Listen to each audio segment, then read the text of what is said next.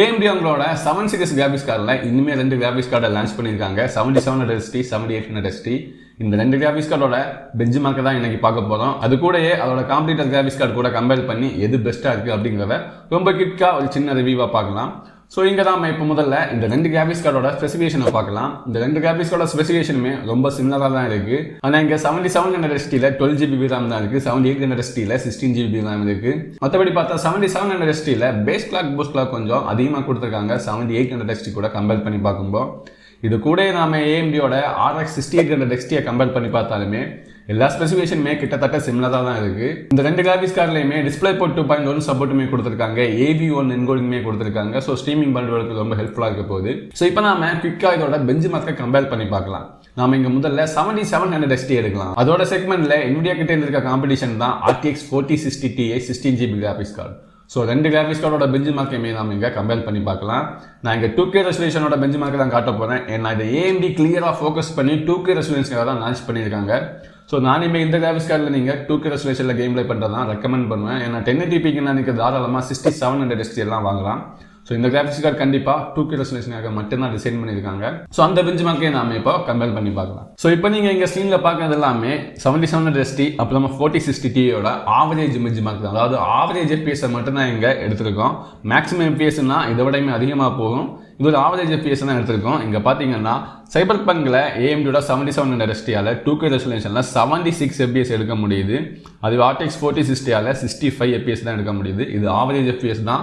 கிட்டத்தட்ட 11 FPS different இருக்குது ஆவரேஜாகவே. 4Kலையும் அதே மாதிரி தான் 37 கிடைக்குது AMDயில், NVIDIAவில் 23 கிடைக்குது. ஸோ மற்ற கேம்ஸை பார்த்தாலுமே இங்கே எல்லா கேம்ஸ்லையுமே இங்கே AMDயோட கார்டு தான் அதிகமாக FPS கொடுக்குது. ஆனால் இங்கே மெட்ரோ சீரிஸில் மட்டும் AMDயோட கார்டு 67 FPS கொடுக்குது 2K ரெசல்யூஷனில். ஆனால் இங்கே RTXோட கார்டு 79 கொடுக்குது.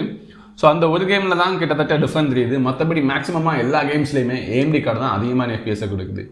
ஸோ இந்த பெஞ்ச் மார்க் டெஸ்ட் பண்ணது AMDயோட ப்ரீ ரிலீஸ் டிரைவரில் தான். இனிமேல் AMD ஸ்டேபிளான ஒரு டிரைவரை ரிலீஸ் பண்ணலை. இனிமேல் AMD அவங்களோட FSR டிரைவரை இனிமேல் ரிலீஸ் பண்ணலை. ஸோ AMD இனிமேல் ஒரு ஸ்டேபிளான டிரைவரை ரிலீஸ் பண்ணுவாங்க. அந்த டைமில் கண்டிப்பாக இனிமேல் பெர்ஃபார்மன்ஸ் இன்க்ரீஸ் ஆகிறதுக்கு நிறையவே சான்சஸ் இருக்குது. ஸோ இங்கே AMDயோட 7700 ST அப்புறமா RTXோட 4060 Ti ரெண்டையும் கம்பேர் பண்ணி பார்த்தா 2K ரெசல்யூஷனாக இருந்தாலும் சரி 4K ரெசல்யூஷனாக இருந்தாலும் சரி ரொம்பவே FPS டிஃப்ரெண்ட் இருக்குது. கண்டிப்பாக இங்கே AMD தான் வந்து கிளியர் வின்னர். இதை பார்க்கும்போது கண்டிப்பாக NVIDIA ஃபேன் பாய்ஸுக்கு ஒரு டவுட் வரலாம், இது ரா பர்ஃபார்மன்ஸ் தானே, ரேட்ரேசிங் பர்ஃபார்மன்ஸை காட்டு அப்படின்னு நீங்கள் நினைக்கலாம்.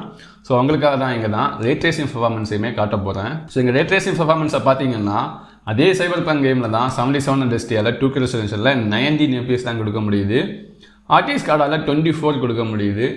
4K ரெசல்யூஷனில் போனோம்னா ஆவரேஜ் FPS இங்கே AMD கார்டில் 6 தான் கிடைக்குது. RTX கார்டில் 10 FPS கிடைக்குது. ஸோ 4K ரெசல்யூஷனில் கண்டிப்பாக இந்த 2 கார்டாலையுமே ஹேண்டில் பண்ண முடியாது. ஆனால் 4Kயில் 2 கிராபிக்ஸ் கார்டுமே ஒரு டீசெண்டான FPSை கொடுக்குது வித் ரே ட்ரேசிங்கோட. 2Kயில் AMD கார்டு 75 FPS கொடுக்குது ஆவரேஜாக. NVIDIA கார்டு ஆவரேஜாக 83 FPS கிடைக்குது. ஸோ இங்கே பார்த்தா கிட்டத்தட்ட எல்லா கேம்ஸ்லையுமே ரே ட்ரேசிங்னு வந்தால் கண்டிப்பாக NVIDIA கார்டு தான், ரா பர்ஃபார்மன்ஸ்னு வந்தால் AMD கார்டு தான். ஸோ ரேட்ரேசிங்கில் கண்டிப்பாக இந்த கார்டாலையுமே NVIDIA கார்டை பீட் பண்ண முடியலை. ஸோ அப்புறமா இதுக்கப்புறமா 7800 XTயை கம்பேர் பண்ணி பார்க்கலாம். 7800 XTயோட ப்ரைஸிங் கிட்டத்தட்ட 54,000 வருது. அதே ரேஞ்சில் அதே ப்ரைஸில் இருக்க ஒரு கிராஃபிக்ஸ் கார்டு தான் NVIDIAவோட RTX 4070. ஸோ நான் இங்கே ப்ரைஸை வச்சு தான் கம்பேர் பண்ணுவேன். இதுக்கு முன்னாடி கம்பேர் பண்ண 7700 STயோட ப்ரைஸிங் கூட 45,000 வருது. அந்த RTX 4060 Tiயோட ப்ரைஸிங் 49,000 கிட்ட வருது. அதோட ப்ரைஸிங் மேபி இனிமேல் ட்ராப் ஆகும். ஸோ இப்போ அதே மாதிரி தான் இங்கே 7800 STயோட ப்ரைஸிங் 54,000 இருக்குது. அதே ப்ரைஸ் ரேஞ்சில் தான் அதே சேம் ப்ரைஸில் இருக்கிறது தான் RTXோட 4070 12GB கார்டு. ஸோ இப்போ நாம அந்த 2 கார்டையும் கம்பேர் பண்ணி அதோட ஒரு ஆவரேஜ் பேச பார்ப்போம். ஸோ இங்கே AMDயோட 7800 ST அப்புறம் RTXோட 4070 ரெண்டையுமே சைபர் பங்கில் 2K ரெசல்யூஷனில் கம்பேர் பண்ணி பார்த்தோம்னா ஆவரேஜ் பெஞ்ச் மார்க்கில் 90 FPS AMD கார்டு கொடுக்குது, NVIDIA கார்டால் 81 கொடுக்க முடியுது.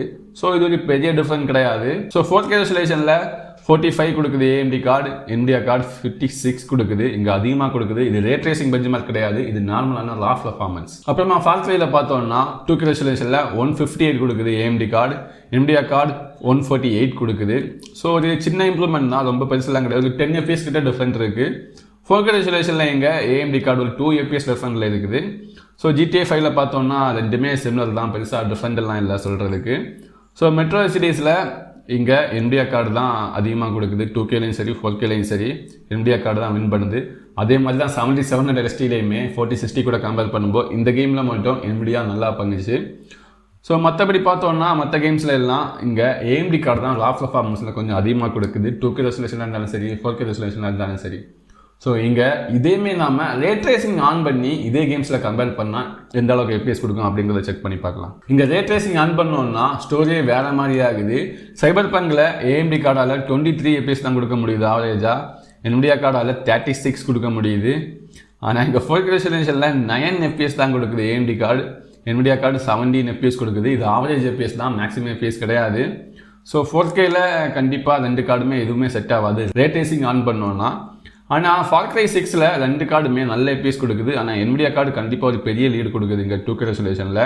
ஏன்னா AMD கார்டு இங்கே 88 தான் கொடுக்குது, NVIDIA கார்டு 106 கொடுக்குது. ஒரு பெரிய டிஃப்ரெண்ட் இருக்குங்க.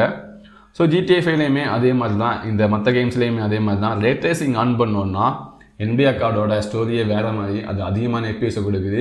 இந்த 7700 ST 7800 XTல அவங்க புதிய ரே ட்ரேசிங் கோர்ஸை தான் யூஸ் பண்ணியிருக்காங்க நெக்ஸ்ட் ஜென்ரேஷன்கிற மாதிரி. இருந்தாலுமே இந்த NVIDIA கார்டை ரே ட்ரேசிங்கில் அவங்களால பீட் பண்ண முடியலை. இப்போவுமே ரே ட்ரேசிங்னா கண்டிப்பாக NVIDIA கார்டு தான். ஸோ நாம இப்போ இங்கே AMDோட 7700 ST 7800 ST ரெண்டு கார்டோட ரா பர்ஃபார்மன்ஸ் FPS அப்புறமா ரே ட்ரேசிங் FPS எல்லாமே கம்பேர் பண்ணி பார்த்துட்டோம். ஸோ கொஞ்சம் கேம்ஸோட FPS நான் காட்டியிருந்தேன். இருந்தாலுமே ஆல்மோஸ்ட் எல்லா கேம்ஸ்லையுமே இதே ரிசல்ட் தான் இருக்கும். ரே ட்ரேசிங் இல்லைன்னா AMD card, ray tracing on பண்ணால் NVIDIA கார்டு. ஸோ இப்போ இந்த AMD கார்ட்ஸை வாங்கலாமா இல்லையா? ஸோ முதல்ல நாம் இந்த 7700 ST கிராஃபிக்ஸ் கார்டை பற்றி பார்க்கலாம். ஸோ இந்த 7700 ST கிராஃபிக்ஸ் கார்டை யாருக்கு வாங்கலாம்னா, உங்களுக்கு 2K ரெசல்யூஷனில் ஒரு நல்ல கேம் ப்ளே பண்ணணும்னா நீங்கள் தாராளமாக ட்ரை பண்ணி பார்க்கலாம். ஆனால் 4Kக்கு மட்டும் ட்ரை பண்ணணும்னு நீங்கள் பிளானே வச்சுருக்கக்கூடாது. அப்படின்னு நினச்சிங்கன்னா கண்டிப்பாக இந்த 7700 STயை நீங்கள் தாராளமாக வாங்கலாம். ஸோ இந்த 7800 XTயை யாருக்கு வாங்கலாம்? நீங்கள் 2Kல ஸ்டார்ட் பண்ணுறீங்க, ஃபியூச்சரில் மேபி நான் 4Kயுமே ட்ரை பண்ணி பார்ப்பேன், 4Kயும் ட்ரை பண்ணுறதுக்கு சான்சஸ் இருக்குது அப்படின்னு நினைக்கிறவங்க தாராளமாக இந்த 7800 STயை வாங்கலாம்.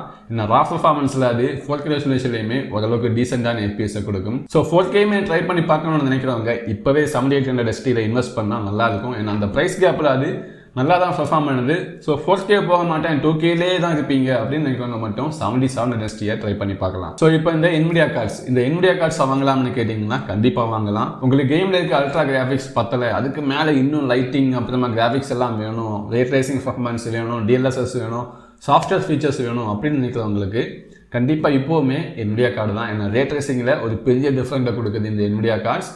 ஸோ இதை நீங்கள் உங்களுக்கு தேவைக்கு ஏற்ற மாதிரி தான் சூஸ் பண்ணணும். எனக்கு ரா பர்ஃபார்மன்ஸ் மட்டுமே போதும், இந்த அல்ட்ரா கிராஃபிக்ஸுக்கு மேலே ரே ட்ரேசிங் அதெல்லாம் தேவையில்லை அப்படின்னு நினைக்கிறவங்க நீங்கள் தாராளமாக AMD கார்டை வாங்கலாம். இல்லை எனக்கு ரே ட்ரேசிங்குமே இம்பார்ட்டன்ட் தான், சாஃப்ட்வேர் ஃபீச்சர்ஸுமே ரொம்ப இம்பார்ட்டன்ட் அப்படின்னு நினைக்கிறவங்க கண்டிப்பாக NVIDIA கார்டை சூஸ் பண்ணலாம். ஸோ உங்களோட தேவைக்கு ஏற்ற மாதிரி தேவையை தெரிஞ்சுக்கிட்டு அதுக்கேற்ற மாதிரி இந்த கிராஃபிக்ஸ் கார்டை சூஸ் பண்ணுங்கள். AMDோட FSR 3 இன்னுமே ரிலீஸ் ஆகலை. FSR 3 ரிலீஸ் ஆனதுமே கண்டிப்பாக நான் அதோட ஒரு கம்பேரிசனை போட ட்ரை பண்ணுறேன். ஸோ இந்த வீடியோவில் உங்களுக்கு ஏதாவது இன்ஃபர்மேஷன் தெரிஞ்சிருந்தா இந்த வீடியோ லைக் பண்ணுங்கள், என்னோட சேனலை மறக்காமல் சப்ஸ்கிரைப் பண்ணுங்கள். தேங்க்யூ.